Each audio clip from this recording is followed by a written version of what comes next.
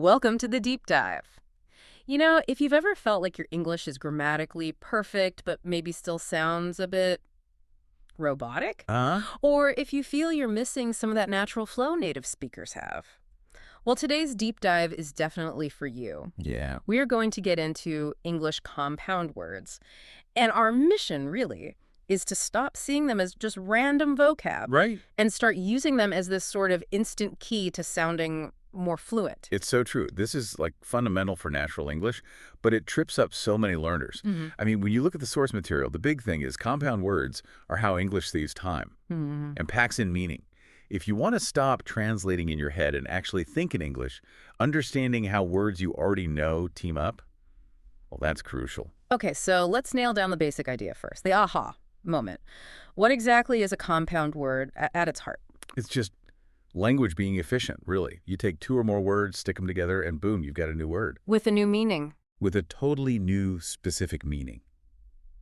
It's important, though. The original words give clues, but the result is, stronger, more focused than just adding the parts. I like thinking of it as English teamwork. You take sun and flower words, you know, Yep. put them together, sunflower. Yeah, And it's not just any flower, it's that specific one, right? exactly. Or rain plus coat gives you raincoat. Right. It's not just some coat, it's a coat for the rain. And the sources really hammer this home, why learn this now, because it blows up your active vocabulary instantly. Without learning totally new root words. Precisely. You're just using the words you've already got, but smarter. And it makes you sound way more natural, Yeah. right? It streamlines things. Instead of saying, I don't know, I use a brush designed for my teeth every morning. Which sounds a bit clunky. Yeah, you just say, I use a toothbrush, much cleaner. That shortcut is what we're aiming for. It's conciseness. That's the fluency payoff right there. Okay, so word A plus word B equals new concept. Got it. But when you're actually writing, maybe an email or something, things get tricky Hmm. because they don't all look the same on the page, do they? There are, what, 3 main ways they show up? That's right. You've got your closed ones, your open ones, and the hyphenated ones. And knowing the difference visually is key for writing clearly, even if they sound the same when you say them. All right, let's start with the easiest ones, I guess. The closed compound words. Yeah, these are the ones that have totally fused. They look like one single word, no space, no hyphen. Think notebook, Toothpaste. bedroom, football, background. These have usually been around a long time, used together so much the space just disappeared. Their Yeah. meaning is super specific now. Okay, makes sense. Then we get the ones that confuse me sometimes. The open ones. Yes. Open compound words. They look like 2 separate words, but they act like one single thing, like ice cream, High school. post office, living room. Right. And the key thing here is don't let that space fool you. How so? Well, if you say, I need some ice cream, you mean that specific frozen dessert, Right. right? Not just any cream that happens to be icy. Gotcha. High school isn't just a school that's physically high up. It's a specific level of education. Yeah. They function as one noun, one idea. So why is toothpaste one word, but ice cream too? Yeah. Is there a logic or is it just random history? That's a great question. And the sources suggest it's mostly about patterns, but history plays a part too. It often comes down to how clear the original meanings still are. Okay. So high school is still clearly a type of school. Right. Ice cream is still cream that's iced.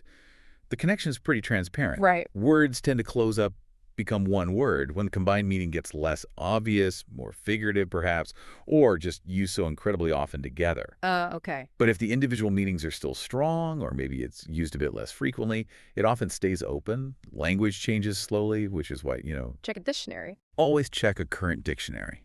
It's the ultimate decider, especially as language evolves. Think about website used to be website. Good point. Oh. Okay, third type. The hyphenated ones. Hyphenated compound words, yep. Yeah. That little hyphen is doing important work, connecting the parts to make the meaning clear and avoid confusion. Like mother-in-law. Exactly. Or part-time, well-known, long-term. Often used when words team up to describe something else. Okay, so the hyphen is like a little bridge, making sure we read the words together. Precisely. It signals they're working as one unit, especially important when they act like an adjective, which we'll definitely dig into more with the common mistakes. Perfect. This actually leads nicely into something else. Compound words aren't just about grammar rules. They have this emotional kick, right? They paint pictures. Oh, absolutely. That's their real power, I think. They let you create these instant mental images. Take bookworm. Yeah. It's not just someone who reads a lot. It makes you picture someone burrowing into books, totally absorbed. Or butterfly. It carries beauty, change, much more than just flying insect. Exactly. So mastering these means you're not just communicating basic facts. You're starting to, like, paint with English, using more evocative language. Okay, so if we're painting with English, we need to avoid making a mess.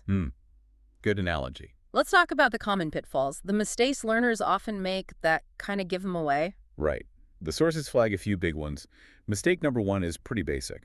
Putting a space where there shouldn't be one. Like writing toothbrush as 2 words. Exactly. Instead of the correct closed form, toothbrush, it just looks off.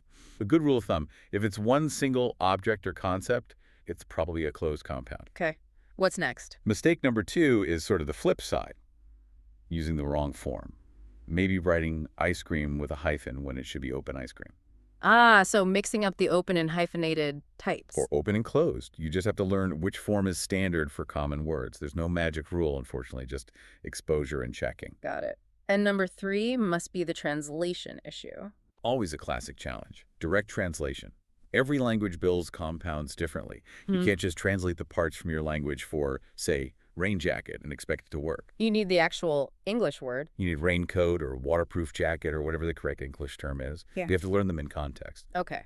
Now, you mentioned hyphens being important earlier. Are there specific hyphen mistakes? Oh, yes. 2 really crucial ones the sources highlight. Mistake 4 is forgetting the hyphen in relationship terms. Like mother-in-law without hyphens. Right. It makes it really awkward to read. Mother-in-law, sister-in-law. Those hyphens are pretty much essential to link the words correctly. Okay, that seems clear. What's the other big hyphen mistake? You said it was important for writers. This is mistake number 5, and it's really key for clear writing. Misusing or forgetting hyphens when a compound acts as an adjective before a noun. Okay, break that down for us. Sure. Think about the phrase, a well-known story. Here, well and known work together as one single description for story. That hyphen in well-known signals this connection to the reader instantly. If you wrote a well-known story without the hyphen. It feels a bit ambiguous, like a well story, a known story. Exactly. The reader might stumble for a split second. The hyphen makes it smooth.